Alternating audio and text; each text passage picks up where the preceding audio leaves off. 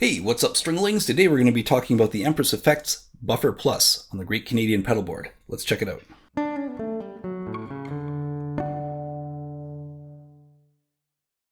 Shopping around for a buffer to put on the Great Canadian Pedalboard, it was a little bit of a challenge because, there are so many really sexy pedals out there. There are overdrives and fuzz pedals and delays and ring modulators and loop switchers and all of these really cool things. And we don't often think about some of the utility effects that really pay off in terms of our overall tone. And one of the most important ones is the buffer. Now, a buffer pedal helps to resolve issues of capacitance, which for the layman's term basically means when you've got a long cable run, let's say you've got 10 feet from your guitar to the start of your pedal board, that 10 feet isn't a huge amount, but then you've probably got another 10 feet on the other end going from the board to your amp or your speaker or wherever. That's going to be, now you're at 20 feet and you have to still count the distances between all of the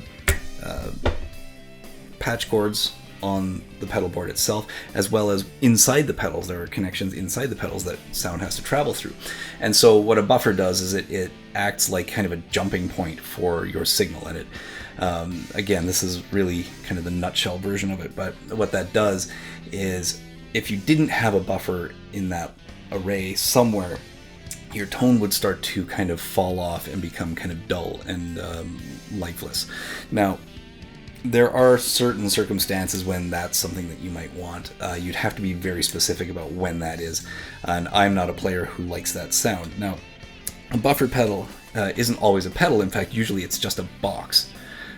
You plug it in and it has a circuit in it that acts, again, as the buffer, but it's just a box, and it doesn't do anything. It just kind of sits there. And that was kind of where I was going. I was thinking, well, we've got enough things going on this pedal board already. Do we need to put in something that does something else? And Dave at Empress Effects said, yes, you do need something else going on. So he sent over this, which is the Buffer Plus, you can see, okay, which has a switch on it. Most buffers don't have a switch on it, and the reason is because this is also a boost pedal. So you would put this early in your chain, and you can hit that boost, and it pushes a little more drive through your drive channels, and that it does the things that a boost pedal does, but it does it at the beginning of your chain instead of afterwards, so you get a kind of a higher output from your guitar, or a higher input to the board, which again, very cool way to do this. It includes an input switch, which allows you to set, if you've got, say, for example, you're switching between a guitar with active humbuckers and then going to your Strat, you would need to, of course, boost the input signal of your chain so that you don't have to do a bunch of finagling with mixing, and this will allow you to do that. In addition, it has a noise filter, so you've got a tiny bit of noise gating on here as well, and this input load on the side, which can help you to attenuate some of the kind of trebliness or bassiness of excuse me, of your guitar, again, when you change guitars. So it's excuse me, it's a very flexible pedal because it enables you to do more than just have a buffer at the beginning. You don't have to use it as a boost. You don't have to.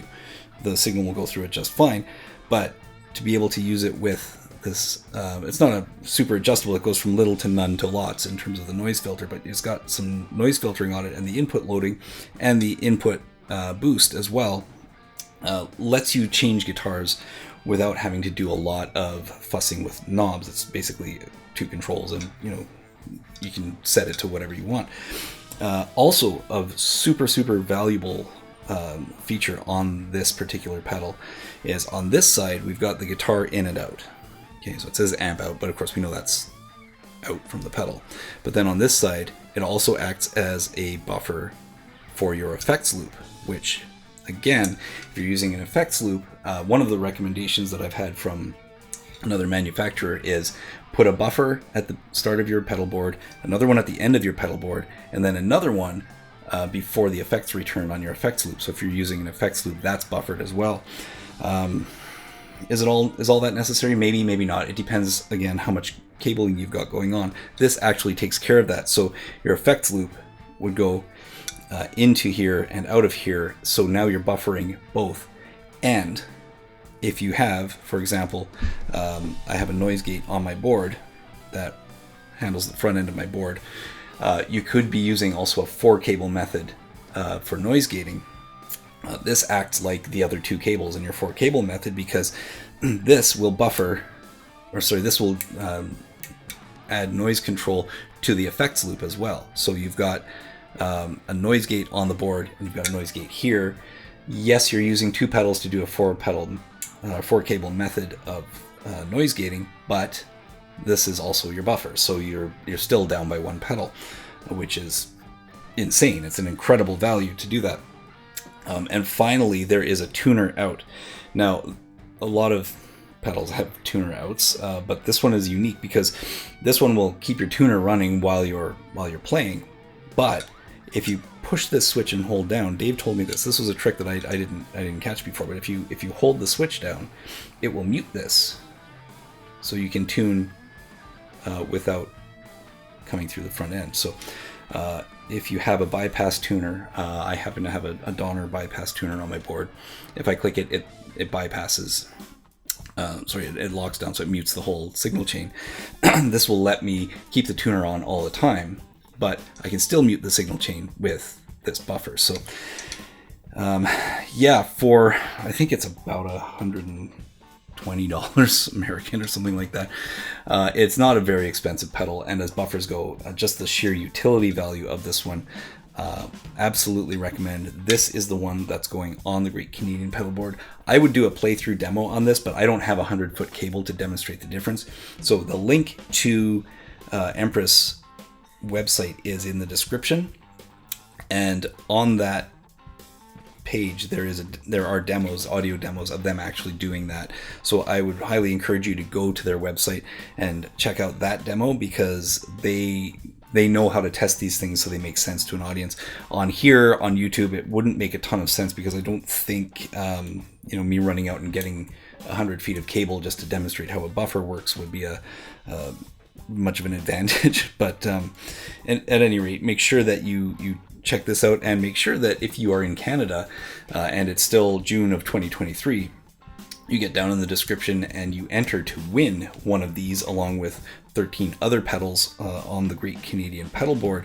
That draw is taking place on Canada Day, so make sure you do that. And then while you're here, like this video, subscribe to this channel, and consider becoming a member of the channel so you can get a couple of perks maybe, but more importantly, at least from my perspective, it's just a little bit of support that kind of helps to generate more of this content, and it helps to drive some more of the promotions that we need to actually bring people to this content so that they know it's here. So that's the bulk of where that partnership gets used, because I don't get paid for this.